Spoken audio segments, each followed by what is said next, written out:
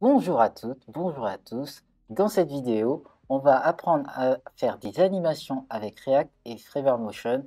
Pour cela, on démarre de zéro et en moins de 2 heures, on va se créer ces petites pages.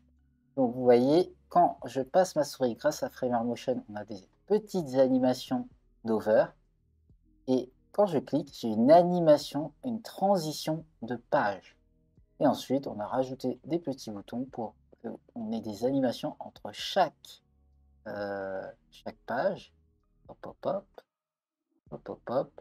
Et regardez, quand on revient sur la page d'accueil, elle va avoir une animation différente que les autres avec un petit scaling. Et ça, on fait ça en 2 heures. C'est parti!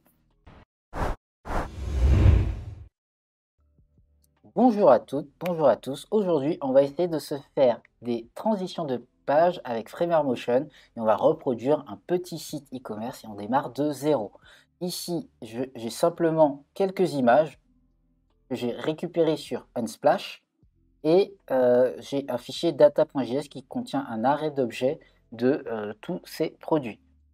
Au-delà de ça, j'ai ce README ici et on va simplement suivre ces étapes. Avant de commencer, je vais installer mon projet React et je vais utiliser npx. npx, c'est comme npm mais avec le x pour executable, donc créer un exécutable afin d'installer quelque chose qui va être create React App. Donc, j'installe create React App et je lui mets et j'envoie et je rajoute comme, puisque je vais utiliser npm, comme le nom l'indique, et je vais créer le nom de mon projet et je vais l'appeler e-commerce. E-commerce Framer Motion. Voilà. Et donc ça va télécharger sur npm le create React App et avec le X, ça va l'exécuter et donc créer un projet qui va apparaître ici sous le nom e-commerce Framer Motion. Pour l'instant, il n'y a que le package JSON. Je vais vous expliquer tout ce qu'on va faire et quand on aura fini, normalement, tout sera téléchargé. Donc, dans la première partie, on va euh, essayer d'afficher une image. En React, ça ne va pas être trop dur. Je n'ai pas précisé, pour celles et ceux qui suivent ce tuto, il serait intéressant que vous ayez une petite base de React parce que je vais surtout me concentrer sur les animations. Regardez dans les autres vidéos, il y a des vidéos où on a fait du React et on est passé sur les bases de React. Donc on va afficher une image en React et ensuite on va animer cette image au passage de la souris.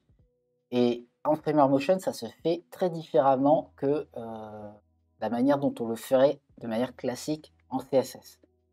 Et ensuite, une fois qu'on a fait ça, on va passer à la partie 2 dans laquelle on va créer un lien vers une page produit. Donc, on va installer React Router DOM. Je n'ai pas mis, mais c'était induit. Vous voyez, pendant que je parle, ça installe plein de choses. Là, ça a ajouté le node module. On va installer React Router DOM pour créer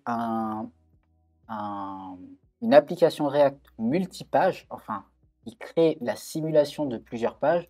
Et React Router DOM nous permet de faire ça. Et on va créer des liens vers une page produit. On va aussi créer cette page produit. Et une fois qu'on a créé une page produit, on va créer une page produit générique. Donc là, ça va demander, en gros, on va créer un composant React qui sera spécifique pour les products. Et enfin, on va créer la page homepage, la page d'accueil avec tous les produits, les liens vers chacun des produits et des animations entre le tout. Nice. Et enfin, en bonus, si on a le temps, on va rendre du joli CSS et se faire une animation en première page, mais là, c'est vraiment si on a du temps. Et vous voyez, parfait, j'ai terminé et ça a téléchargé le tout. On va commencer. Salut Hostile, bienvenue à toi. Je crois que c'est la première fois que je te vois. N'hésite pas à nous dire ce que tu fais comme langage. Et en plus, il est 19h19. Salut Agdir, comment vas-tu? Euh, donc, maintenant que j'ai installé le e-commerce Framer Motion, je vais dans CD e-commerce. Donc, je viens de télécharger de charger ce projet. Donc, je fais CD e-commerce Framer Motion, je rentre dans le projet et je fais npm start pour démarrer le projet. Top, top, top, top, top. Donc ça va prendre un petit peu de temps. Ça ouvre automatiquement sur mon autre navigateur, mais là je le refais à la main. Ça ouvre automatiquement ce fichier. Et là, on a une page de base et tout ça, on va l'effacer parce que nous, on va faire autre chose. Donc la première chose qu'on va faire, et comme je disais, si vous voulez comprendre un peu tout ça, dans la première vidéo React, j'explique tout ce qui se passe ici. Donc on va essayer d'aller plus vite parce que Framer Motion, c'est assez long à mettre en place. La première chose que je vais faire, c'est prendre mes images qui sont ici et les mettre dans le dossier public pour pouvoir les réutiliser. Ici, hop. Voilà. Et maintenant, je vais essayer d'afficher une image. Donc, au style, tu apprends justement React. Cool. Et ben, on se fait des petites animations React. Et je mange une bonne frite belge, donc ça va. Ah bah oui, c'est sûr que ça va dans ce cas-là. Donc, je vais prendre le app.js, je vais l'effacer et je vais recommencer de zéro. Hop, je crée mon composant app. Et en fait, un composant, c'est une fonction au final. On appelle des function components en React. Et cette fonction, je vais simplement mettre une div avec un h1 et je vais mettre hello le stream slash replay pour ceux qui regardent en replay. Et je vais faire un export default de mon composant app. Et je vais faire le composant le plus simple possible. Et vous voyez, une fois que j'ai sauvegardé, ça fait un live reload et je vois hello le stream slash replay. Parfait. Je précise aussi, dans ce live, je ne vais pas du tout utiliser de Tailwind, de Style Components. Je veux mettre tout ça de côté afin de me concentrer sur Framer Motion. Bien sûr, pour faire quelque chose de propre, on mettrait du Style Components, du Tailwind, du eMotion ou tout autre framework de gestion de style dans React. Mais on ne va pas voir ça ici. Ensuite, eh bien, on va afficher une image, tiens, c'est ce que j'avais dit depuis le début. Donc, on crée une balise image. On s'assure qu'en React, les balises orphelines restent fermées avec le slash, parce que React ne va pas fonctionner si, enfin, le JSX ne va pas fonctionner si vous ne mettez pas les balises fermantes sur les balises orphelines. Et ensuite, on va rajouter un src, un alt, product 1. Et on va charger donc à partir du public l'image product1 png jpeg img slash product1.jpeg. Je sauvegarde et l'image s'affiche. Super, j'ai réussi à afficher une image en React. Au final, ça ressemble à de l'HTML classique. Au style, tu nous dis que tu apprends justement React. Qu'est-ce que tu connais d'autre comme langage? N'hésite pas à nous dire un petit peu ce que tu fais et qu'est-ce que tu attends de ce live, par exemple. Ensuite, on va essayer d'animer cette image au passage de la souris. Pour animer cette image, on va utiliser le fameux Framer Motion. On va sur la documentation, je vais le mettre en full screen pour le moment, pour regarder un petit peu ce que ça fait. Et ça fait des trucs trop cool. Regardez, tout ça, ce sont des animations, je crois qu'elles sont faites en Framer Motion. Et là, on peut regarder un petit peu ce que ça fait. Donc, tweak the parameter to animate. Donc, je vais changer les paramètres. Et là, ça change les paramètres. Là, c'est pas de l'animation. Mais au final, si, puisque au moment où je change, ça change. Vous voyez, donc on peut changer la position X, Y, le scale, donc l'échelle de mon image et sa rotation. Mais on peut faire ça en CSS et on peut utiliser toutes les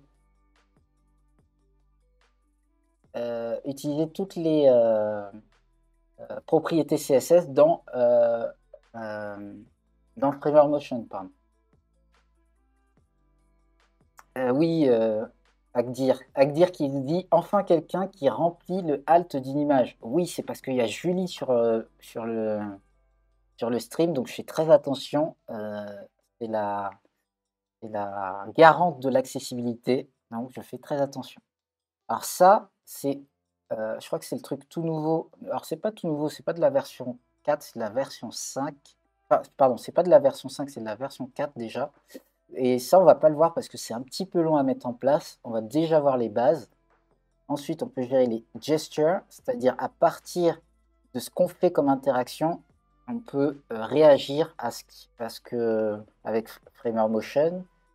Et ça, on va le voir aujourd'hui. On va le voir juste tout à l'heure. Et donc, on a des animations. Voici tout ce que ça fait. On a des animations, on a des variantes. On va voir ça sur la page produit. On a les gestures, le fait de passer la souris pour qu'il fasse un hover. Le drag, on va pas le voir ça, pas ce soir. Et on a aussi la gestion du scroll. Vous voyez, quand je scroll, ça fait descendre ou remonter. Et le pass, ça, j'ai jamais regardé, mais ok, on peut gérer ça. Donc voilà, ça vous donne un petit peu ce que ça fait, Framer Motion. Donc, est-ce qu'on a un Getting Started? Vous savez quoi? Je vais vous le faire directement, mais sachez que vous avez un Getting Started sûrement dans Overview. Alors non, il faut faire attention, on va bien sur Motion, parce que Framer Motion, il y a Framer et Framer Motion. Ils sont deux choses différentes. Et là, on a un Introduction dans lequel, voilà, vous avez un Getting Started ici. Donc nous, ce qu'on va faire, c'est qu'on va le faire directement. Et pop, pop, pop, pop, pop, on va installer Framer Motion. Donc npm i Framer-motion.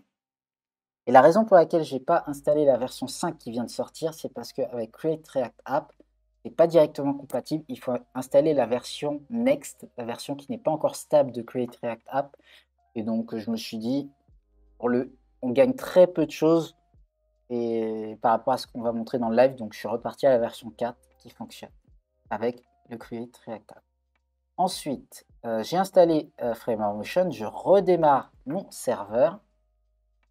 Et hop, je redémarre mon serveur, c'est bon. Et maintenant, je vais importer Framer Motion. Donc, on importe et on déstructure Motion from Framer Motion, ici. Ensuite, ce qu'on va faire, c'est qu'on va rajouter sur notre composant sur lequel on veut faire une animation, on va rajouter motion.img. Et donc maintenant, ça va être un élément qui va pouvoir être animé grâce à Framer Motion. Sur cet élément, on va utiliser le hover. Et là, je ne me rappelle plus, donc on va chercher qu'il y ait une recherche hover. Hop. Qu'est-ce qu'il dit? Hover. Donc c'est pas le bon parce qu'il n'y a qu'un seul hover sur cette page. Hover, overable. On va sur les gestures. Je le dis super bien. Et voilà, donc c'est while over. Et ce while over, dans ce while over, je vais mettre, on va mettre exactement la même chose. On va mettre un scale. Scale 1.1. Et scale, c'est une propriété CSS. Et donc, on va changer l'échelle à 1.1 quand on passe sur la souris. Et ça va être animé. Donc, hop. Sauf que, on va faire, c'est qu'on va plutôt le faire sur un composant parent.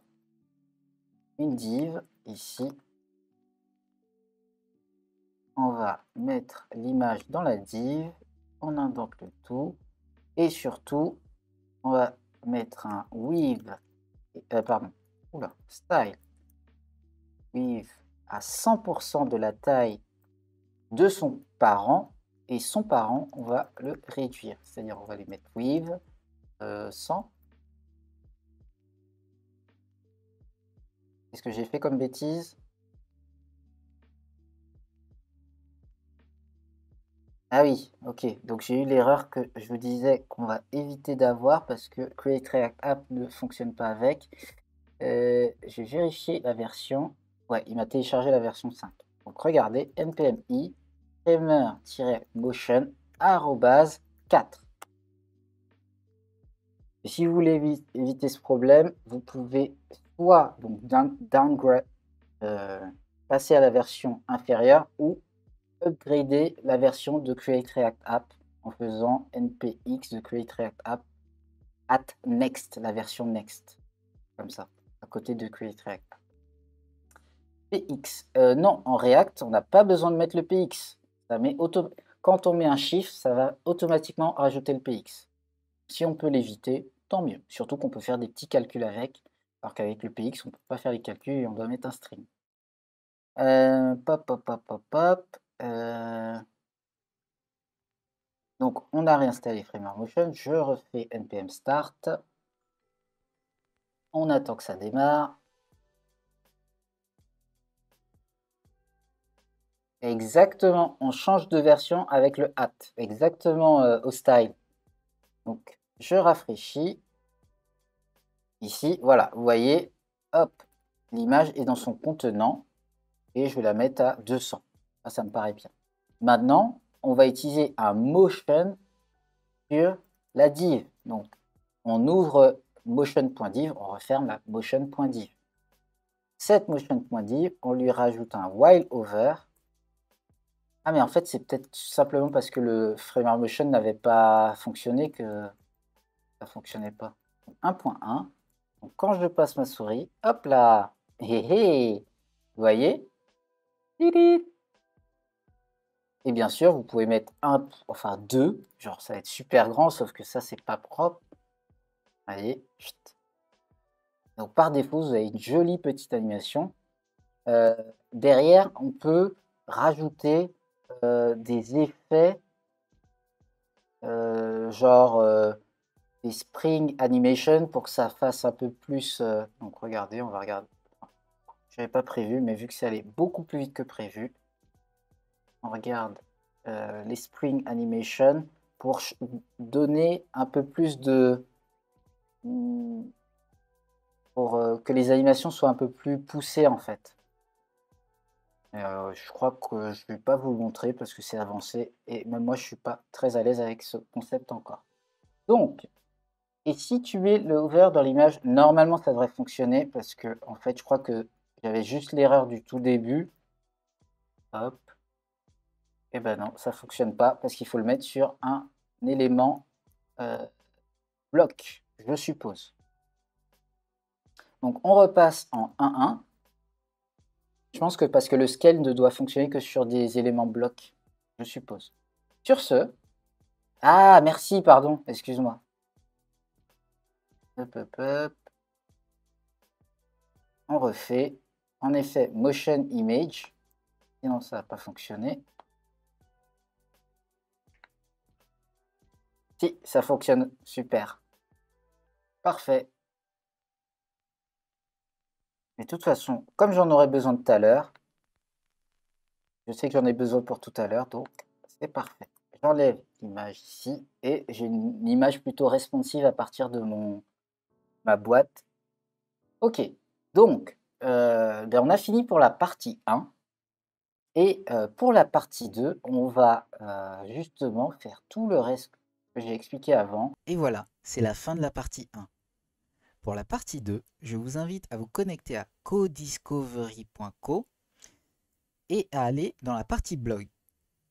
Vous retrouverez tous les replays Codiscovery et si vous cliquez sur la partie 2, vous remarquerez que vous devrez soit créer un compte, soit vous connecter à un compte. Dans mon cas, je vais me connecter à un compte. Et moi, c'est générique@codiscovery.co. N'hésitez pas à m'envoyer un email si vous avez une question. Soit je reprends le lien blog ou j'utilise la fonction de recherche et là je peux utiliser un mot-clé de la vidéo YouTube. Dans mon cas, c'est multijoueur, je tape entrée et je retrouve toutes les vidéos avec le mot-clé multijoueur. Ici, on reclique sur la partie 2 et cette fois elle est accessible. Vous avez bien sûr la vidéo de la partie 2, un rappel avec la vidéo de la partie 1 et surtout le code source afin d'utiliser le code de fin de projet qui fonctionne. Voilà, bon code et à un prochain live.